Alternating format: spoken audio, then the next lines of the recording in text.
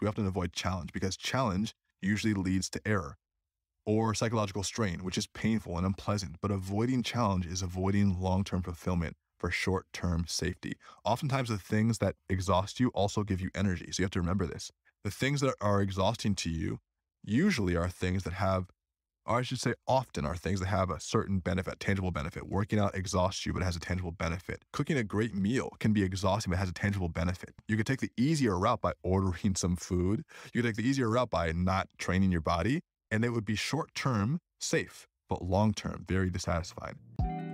Hey, Strength and Seduction family, this is Daniel, and if you're listening to this episode, there's a good chance that you're already a Strength and Seduction customer. The reality is, most people purchased our Strength and Seduction workouts back during the pandemic because they were really fun to do in the house and they looked exciting, and you wanted to build intimacy with your partner. You wanted to build connection with your partner. But over the past few years, we've realized that just doing the workouts is really fun, it's engaging, and it's interesting, but it's not really what we were trying to get at with our programming. What we intended to do is to create something that would help you to transform your life and your marriage. And it's taken us a few years to figure out what exactly that means. And we didn't do it alone. We did it by talking to you.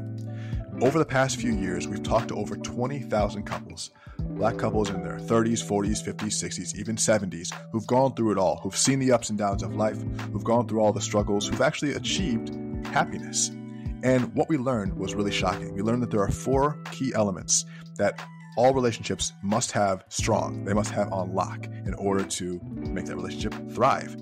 And we took those 4 elements and we designed a program around those elements to help support Black couples in a way we've just never seen done before. And what we came up with was called Love and Legacy. And it's the first and only program in the world created from speaking privately with thousands of couples just like us about the biggest challenges in our life and relationship. And it's actually a proven system designed to help Black couples upgrade our life and our marriage. Now, this is not open to the public yet. If you're listening to this, like I said, you're most likely already a member of our community. And that's why we'd like to tell you about it first.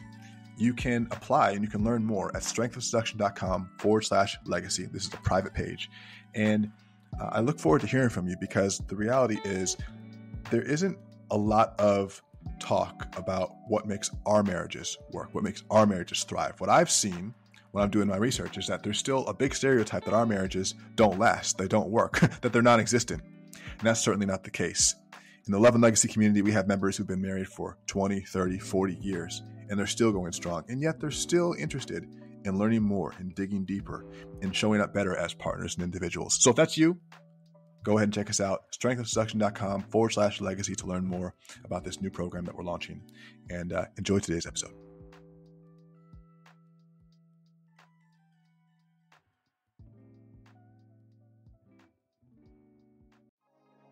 This is the Strength of Seduction podcast, the #1 resource for Black couples who want to build intimacy, love, and connection in their relationship.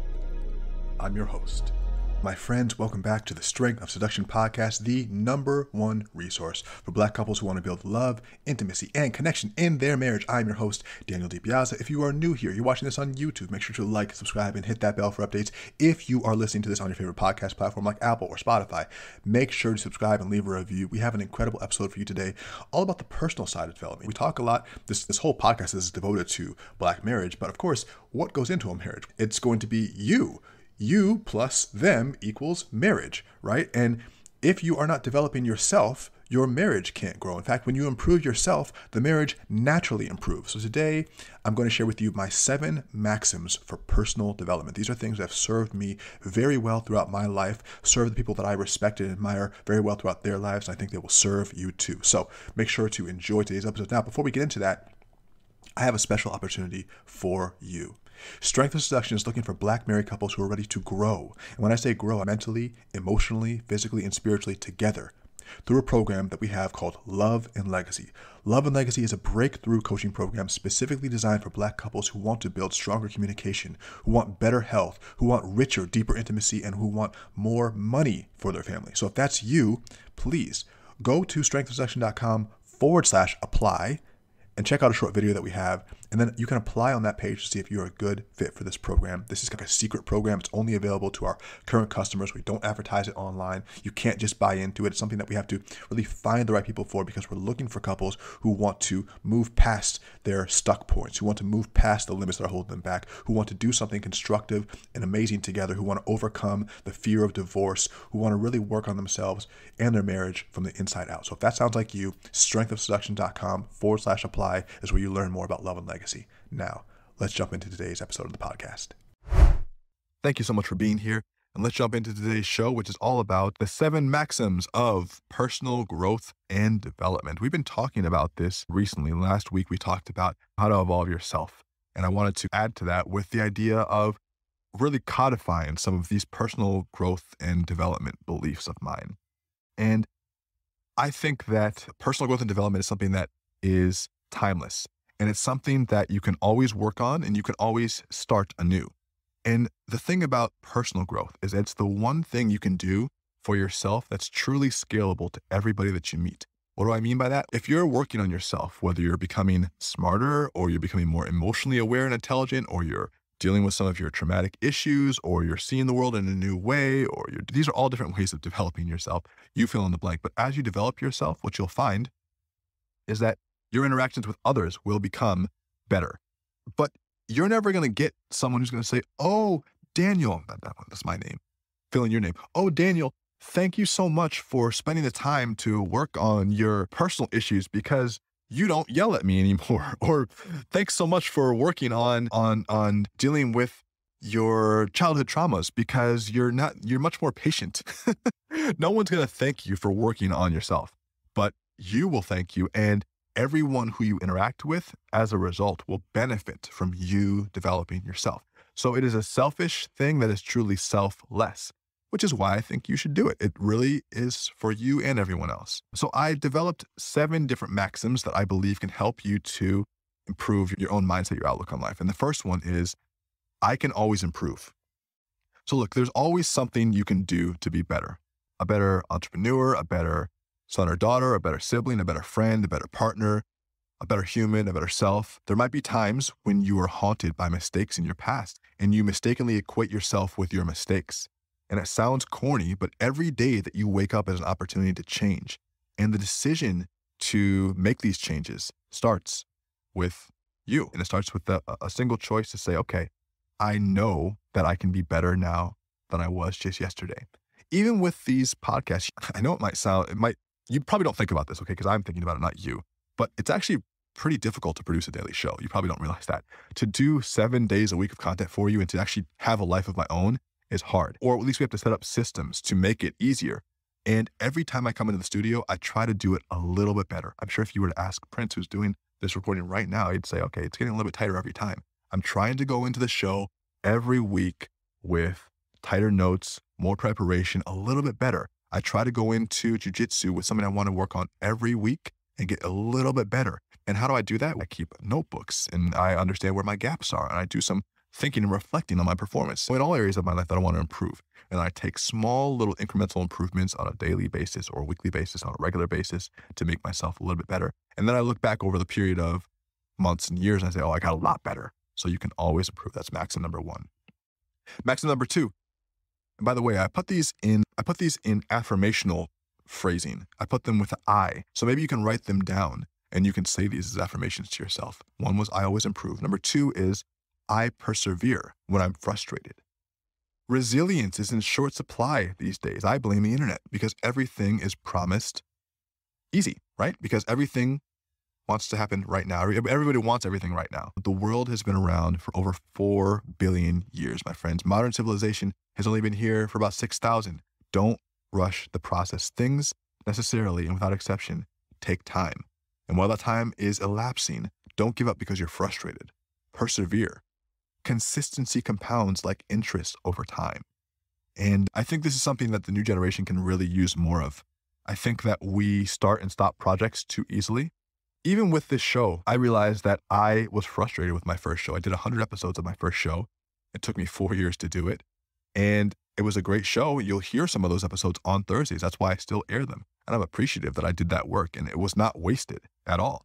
But I also will say that I got frustrated with that show and I said, fuck it. And that's why I stopped for 2 years. But I realized that the time was going to elapse anyway.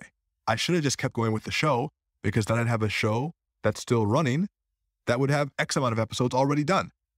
And it doesn't really matter because I'm airing them now. But I think that I didn't gain the lesson there, which is that there was no point in necessarily leaving that show behind. I could have transformed it with me. There was no reason to quit that show. I could have easily just adapted it to a way that felt good for me at that time. Because consistency is a really important thing. You train your brain to work through challenges when you encounter them and intentionally choose to keep going. Let me just tell you something. Make this about jujitsu on every fucking bullet. Every morning that I wake up, this is not a joke. Every morning when I wake up, I come up with some excuse of why I can't train that day. And then every day I make myself go. Every day. It's hard every day. I think there's this common misconception that people who get good at things don't feel the same frustration that people who aren't good at them feel. Because the beginner feels very frustrated because they suck. But then someone who becomes better at an activity or a skill doesn't necessarily suck in the same way, but it's still hard to get increasingly good. You either are frustrated because you're just beginning and it sucks to suck, or you're frustrated because you're already getting good and to get better is that much harder. It's like if you've ever worked out a lot and you start to build some muscle, it gets increasingly hard to put more muscle on after you've exceeded your newbie gains. But I persevere when I'm frustrated. Number 3, I don't run from mistakes. I learn from them. Hear me now.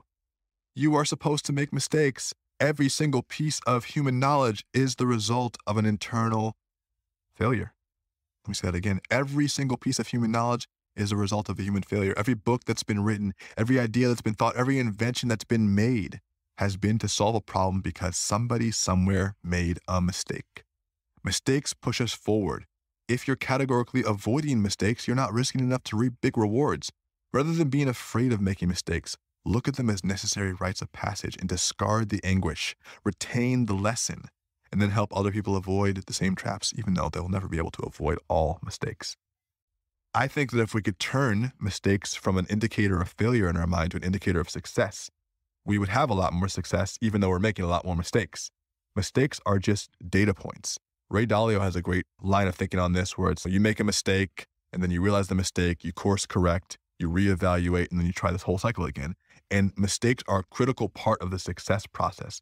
Oftentimes we think a mistake is an indicator that we're not on the path to success, but sometimes the success is actually directly beyond that most recent mistake. So you think that you're looking at your GPS, your success GPS, and you think a mistake means you're headed in the wrong direction, when really the mistake means you're on the way. What if that were the paradigm shift you had? Okay, maxim number 3, I am inspired by those who succeed. Now, I think we all have a subtle tendency to conflate admiration with a bit of haterism, as you could call it, or self-doubt. At least I know I did for a while. And when I see somebody, or at least in the past, especially a friend or a family member who's doing better than me, I would come up with subtle reasons to passively aggressively tear them down in order to bolster myself in my own mind. But I don't think I really do this with friends or family as much as I do with like people who I saw but didn't know. So other influencers or business people or celebrities, I would just look at their success and say, oh, the reason why they have this is because they had a rich family, or the reason they had this is because they grew up in this area of the country, or the reason they had this is because they got lucky from this, or whatever the reason is. And this is just a defense mechanism to protect ourselves from feeling bad for not having the same results in our lives. And that is a mechanism that works wonderfully for a time. For example, if an entrepreneur friend of mine had an epic product launch and I was jealous, I just think to myself, yeah, it's really good. I'm so happy for them. They just spend so much time working though. Like I'd really prefer to be more balanced. See what I did there? It's very subtle. But instead of looking for subtle reasons to invalidate the accomplishments of others, we should try to be inspired by their success. I should say not even we should try. We should be inspired by the success because it is inspiring. In fact, of all the emotions in the human spectrum, I think jealousy is one of the more useless emotions. I think every emotion has a function, but it's one of the more useless emotions. Because when someone accomplishes something that you'd also like to accomplish, the question you should be asking is not why are they better than me? It should be how can I do more of the same, or how can I do my own version of this? You don't have to copy someone else's process or results to get something that's equally as satisfying for you, but you do have to do it in your own way. And you can model somebody and you can model their process or their results. You can try to, but it might not come out the same way, and that would be okay as well. You have to figure out what your version of success is. But once you have the mental shift from why are they better than me to how can I do more of the same, you'll be able to focus much more clearly on growth, and you'll eliminate a ton of the subconscious negativity in your life. So you don't want to have these subconscious programs that are running because they don't help you. I stop really comparing myself to others. But when I do look at others and what they're doing, I look at it as a signal that I can also do the same thing. And I look for the areas where I can do that, or look for the strategies and ways for me to do that same thing. And that's very important. So that's number 4. I am inspired by those who succeed. What about number 5? I can learn anything I want to. So I was watching the movie Divergent the other day, which is an old movie. And I can't remember who's in it except for Zoe Kravitz for obvious reasons. I can't even remember what the movie was about. But I do remember one interesting point. Every person in their society had a particular pre-designated role. And that's the whole point of Divergent. One person was not into their role. But some people were selected to be warriors. Some were selected to be intellectuals. Some were selected to be farmers. And on it went. And there was no opting out. And whatever you were designated to be, that's what you were stuck with. And I can't help but feeling like our educational system is the same way. From a very early age, we're told by our parents and our friends and our teachers that we're good for some things and not for others, sometimes blatantly and sometimes much more subtly. And the indications are very clear. We start to identify with these identities that others give us. And I was always reading and writing a lot as a kid, and I excelled at anything that was literary very early. And because of that, those traits were reinforced. So my teachers would cater to my strengths. My parents would reinforce it by saying something like, "That's such good writing, Daniel." But I would also hear them say things like, "Oh, this family doesn't really do that well at math." And for a time, I thought there was something truly different in my brain that made it harder for me to understand more left brain mathematical concepts. And thus I became more of the evidence that I saw. Right? My test scores were always crazy good with anything involving reading or writing, and my math scores and science scores were always average. Sometimes they were above average, but compared to the reading and writing, they were much more below that. And once upon a time, I was even a pre-med student. And after failing chemistry, I thought to myself, you know what? This is something that I'll just never be good at. And now that I know this is complete bullshit, and it has been a weight off my shoulders. It wasn't that I couldn't do chemistry. It's just something that I didn't care about. It didn't inspire me. Nothing in the medical field really did. And deep interest is the key to acquiring an elite skill level. Think about it. When you were really interested in something, didn't that make it easier to learn it? Your brain is incredible, and anything that you want to become good at is within your realm of natural abilities. And nothing you need to learn is ever going to require a genius level IQ, from rocket science to starting a business. You just need the right approach, patience, and above all, confidence in yourself. That's maximum number 5. I can learn anything I want to. Yes, you can. Okay, maximum number 6. I can make a difference with my effort and attitude. My high school counselor, Mr. Garcia, had one of those awesomely cliche motivational posters in his office with an eagle soaring high in the sky, and it said something like, "Your attitude determines your altitude." Remember those? And despite the fact that Instagram has almost completely destroyed the meaning behind inspirational quotes, that one is still, it rings true to me. And the way that you perceive things influences the way that they turn out. And those results in turn influence the way that you see the world, the way that your beliefs are shaped. I was just thinking about a Kanye West line as I was talking. He said, "They say your attitude determines your latitude. I'm high as a motherfucker, fly as a motherfucker. And still the motherfucker you love to hate, but can't because you love what I make." Everything starts with your attitude. This is similar to what's called the observer effect in physics, where the very instruments that are used to measure a phenomenon alter the perception itself. You are the instrument. I want you to hear that again, okay? I'm going to read that whole part again. The way that you perceive things influences the way that they turn out, and those results in turn influence the way that you believe. It all starts with your attitude. This is similar to what's called the observer effect in physics, whereby the very instruments used to measure a phenomenon alter the phenomenon itself. You are the instrument. This means that you must guard your thoughts accordingly. If you continually focus on why something will be too hard, the task will seem that much harder because you are magnifying the hard stuff. If you focus on why something is possible, why you'll succeed, why a task will be enjoyable, you will experience those effects much more profoundly. After a short time doing this, you'll come to realize that in many cases, events are just events, and the impact they have on our lives is almost entirely chained to how we understand and perceive them. A simple example you can take is when you're doing something that you think is gonna be hard, flip it and say, this is gonna be easy. This is gonna be a breeze. Say that to yourself. Or even if you're going to do something that you think might be painful, I don't know, you're going to the doctor and you're getting a shot. Maybe that's painful for you. It's a little bit uncomfortable. You say, this is going to be pain free. Don't even say pain, because that actually redirects the mind to think about pain. Say, this is going to feel good. And see how your brain reinterprets that. You might not say, oh, glorious, it felt amazing to get stuck with a needle, but see how it feels when you program your mind to say, this is going to feel good.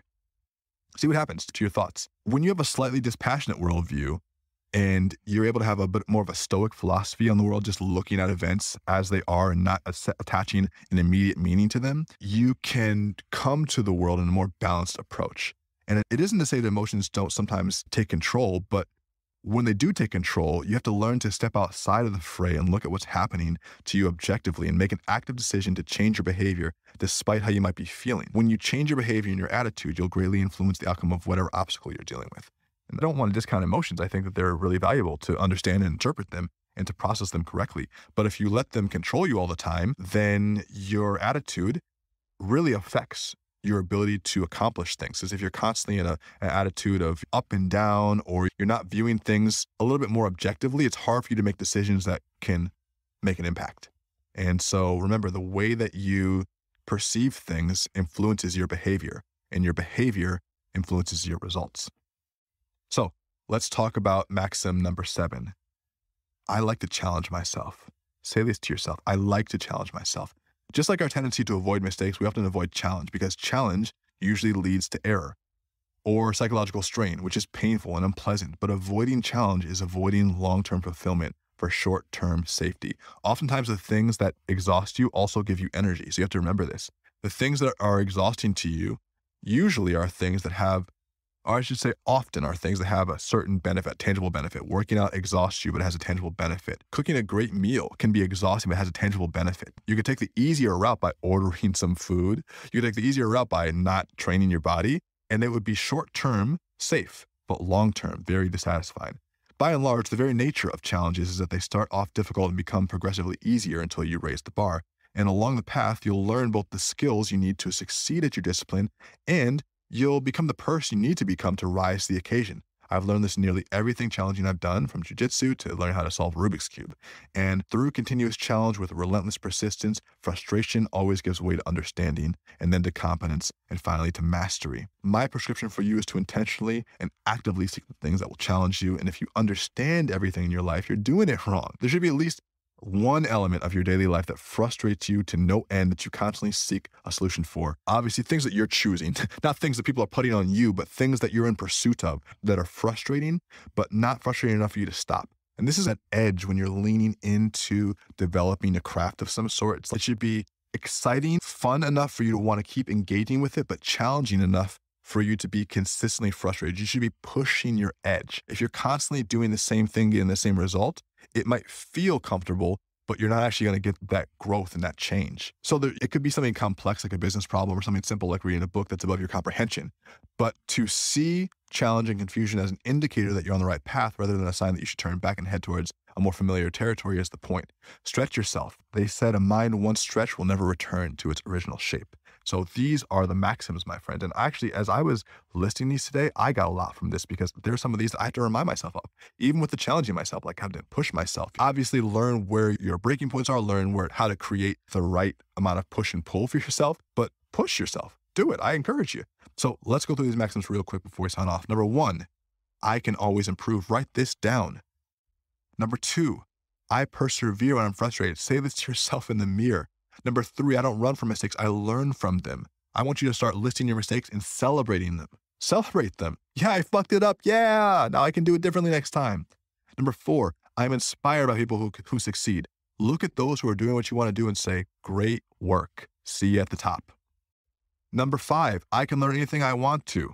Go find a book that's hard today and start reading it. Read it slow and look up the things you don't understand.